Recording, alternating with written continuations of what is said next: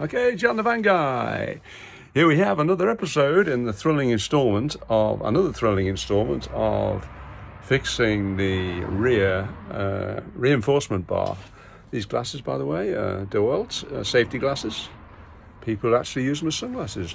Not a bad deal, actually. They're pretty cool, don't they? Right, and they work. So all I can say is, here we are. I'll show you what I've done and give you a few tips on how to progress from my try and see approach. Okay, where's the other? Better torch. These torches, by the way, are fantastic. Right, the twist. Got a few of them now. Okay, one thing you're going to have to do is take out the carpet. They're just those press stud things, plastic press studs, and comes out relatively easy. I had a 6 or 8 player CD player in there.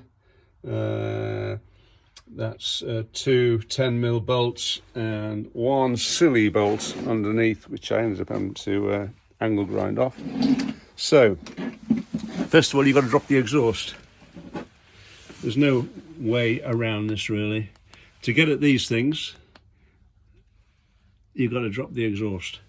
That bar across there, 4 bolts to take off. When you, as regards sockets, where have I got them? Use these. Get these Nielsen sockets, fantastic. For difficult bolts, they're better than your standard sockets, and they've got, if you actually look inside them, there's sort of triple lines of metal in the inside. Don't know if you can see that. They actually grip the bolts when you get them off. I'd never get them off with standard sockets. There's 4 on that bar. You can see there, just 2 rubbers to loose, 4 bolts, and the 4 bolts are a pig to get off, to be honest. I had to use a big ratchet and what's that? And the bar scaffold tube. That's why I got this. Fell from a great height. And amazing how it bleeds. Right, okay, so done all that, drop that, releasing those 2 rubbers and the exhaust drops. The actual junction is at the cat. It's a 2 spring-loaded belts holding it. I've actually there was only 1 on there. The exhaust just dropped down, swiveled at that junction, so I hope that's all right. Anyway, we'll soon find out. But it enabled me to get at this. You can see what I've done. I've cut away all the bits and pieces, and that's why you really get to get the innards. You get the plastics out of the way. Otherwise, you might well set fire to them, which is sort of standard trick I do. And so you can see now here I'm using 2mm steel to actually reinforce this, and the 2mm steel I got from a metal merchant, and there we have a piece. That's 20 quid. 20 quid for that piece. I'll cut those out. Now these are a pig, excuse me, plane going over it. Right, now 4 bolts holding the bracket, which actually holds the bar itself, the reinforcement bar.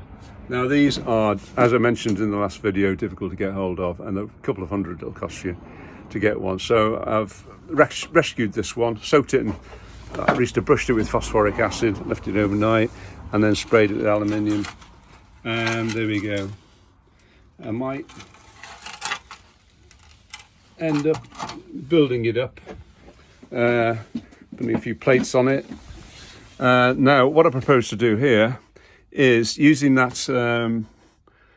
2mm steel, I'll get 2 strips, 1 to fit over here. Oh, now I've got the old, where have I?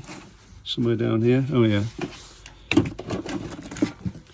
Yeah, that went on there like that. Actually, that's probably use that as a template. Actually, I could do that. Use a template. What I'll do is making 2 strips to go in there, so the 2 arms coming out here, and again the same on the other side. And what I'll do is feed the bar in, and then weld the top and the bottom arms to the bar. I might have to reinforce the bar and put a few more, weld a couple of plates on the bar first, but we'll see. So that's the idea. What else can I think of? That's where I am at the moment. I was hoping to get away without taking the insides, but I think it's sensible too.